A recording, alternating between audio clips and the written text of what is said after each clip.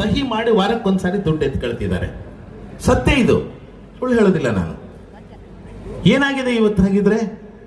ಉದ್ಯೋಗ ಖಾತ್ರಿ ಯೋಜನೆಗಳ ಮೂಲಕ ಅವನಿಗಿಷ್ಟು ಇವನಿಗಿಷ್ಟು ಪರ್ಸೆಂಟೇಜ್ಗಳನ್ನು ಕೊಡ್ತಾ ನಾನು ದೂರದರ್ಶನದಲ್ಲಿ 15 ಸೀರಿಯಲ್ ಎಲ್ಲಿ ತಪ್ತಾ ಇದ್ದೀವಿ, ಎಲ್ಲಿ ಹಾಳಾಗ್ತಾ ಇದೀವಿ ಅನ್ನೋದು ಗೊತ್ತಾಗ್ತಾ ಇದೆ. ಇಲ್ಲಿ ಗುಳೆ ಹೋಗೋದು ತಪ್ತಾ ಇಲ್ಲ ಬೆಂಗಳೂರಿಗೆ ನಾವು, ಆದ್ರೆ ಕೆಲಸ ಇಲ್ಲ ಅನ್ನೋದು ಎಲ್ಲಿದೆ?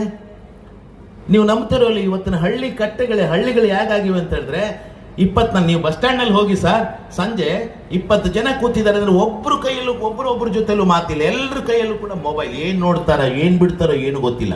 ನಮ್ಮ ಸಾಹಿತ್ಯ ಪರಿಷತ್ತಿನ ಹಿಂಭಾಗದಲ್ಲಿ ನೋಡ್ಬೇಕು ನೀವು, ಸುಮಾರು 10-15 ಮಕ್ಕಳು ಹುಡುಗರು ಕೂತಿರ್ತಾರೆ.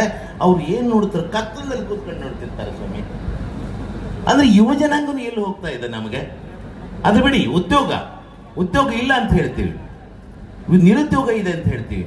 ಹಾಗಿದ್ರೆ ಹಳ್ಳಿ ಕಟ್ಟೆಗಳಲ್ಲಿ ಕೆಲವು ಕಡೆಯಲ್ಲಿ ಬೇವಿನ ಗಿಡ ಅಂತ ಇರ್ತವೆ, ದೇವ್ರ ಕಟ್ಟೆ ಅಂತ ಇರ್ತವೆ, ಜೆಂಡ ಕಟ್ಟೆ ಅಂತ ಹೇಳ್ತಿರ್ತವೆ.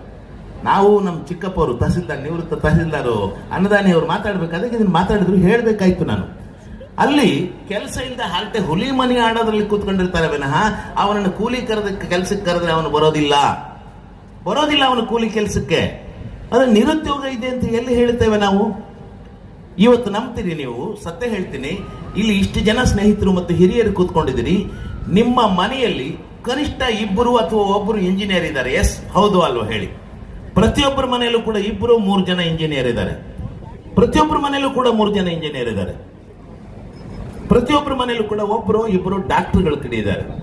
ಆದ್ರೆ ನಿಮ್ಗೆ ಗೊತ್ತಿರ್ಲಿ, ಇಂಜಿನಿಯರ್ಗಳು ಅಷ್ಟು ವರ್ಷಗಳ ಕಾಲ ಕಲಿತು ಬರೀ 8,000 ರೂಪಾಯಿ ದುಡಿಯೋಕೆ ನಿಂತಿದ್ದಾರೆ ಸರ್. ಇವತ್ತು 8,000 ರೂಪಾಯಿಗೆ ನಿಂತಿದ್ದಾರೆ.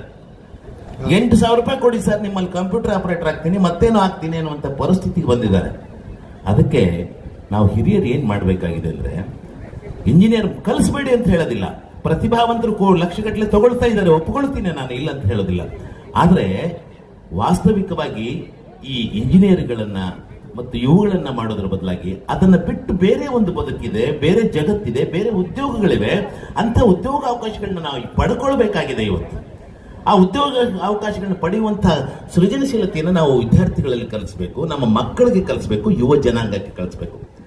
ಅಂದ್ರೆ ಏನಾದ್ರೂ ಮಾಡು, ನೀನು ಏನಾದ್ರೂ ಮಾಡು, ಬದುಕು, ದುಡಿಮೆ ಅಲ್ಲಿ ಮಹತ್ವವನ್ನು ಅವರಿಗೆ ಸಾರಬೇಕಾಗಿದೆ ನಾವು. ಹೀಗಾಗಿ ಅದು ಕೂಡ ನಿರುದ್ಯೋಗ ಸಮಸ್ಯೆಗೆ ಪರಿಹಾರ ನಮ್ಮಲ್ಲೇ ಇದೆ, ಪಾಲಕರಲ್ಲಿದೆ, ಶಿಕ್ಷಕರಲ್ಲಿದೆ, ತಿಳಿದವರಲ್ಲಿದೆ, ಗುರು ಹಿರಿಯರಲ್ಲಿದೆ. ಇದು ಮಾಡಬೇಕು ಅಂತ. ಇನ್ನು ಯುವ ಜನಾಂಗದ ಬಗ್ಗೆ, ಇಡೀ ಜಗತ್ತು ಇವತ್ತು ಡಿಜಿಟಲ್ ಆಗಿದೆ. ಇದ್ರ ಬಗ್ಗೆ ನಾನು ಮತ್ತೆ ನಾಳೆ ಸಮಾರೋಪ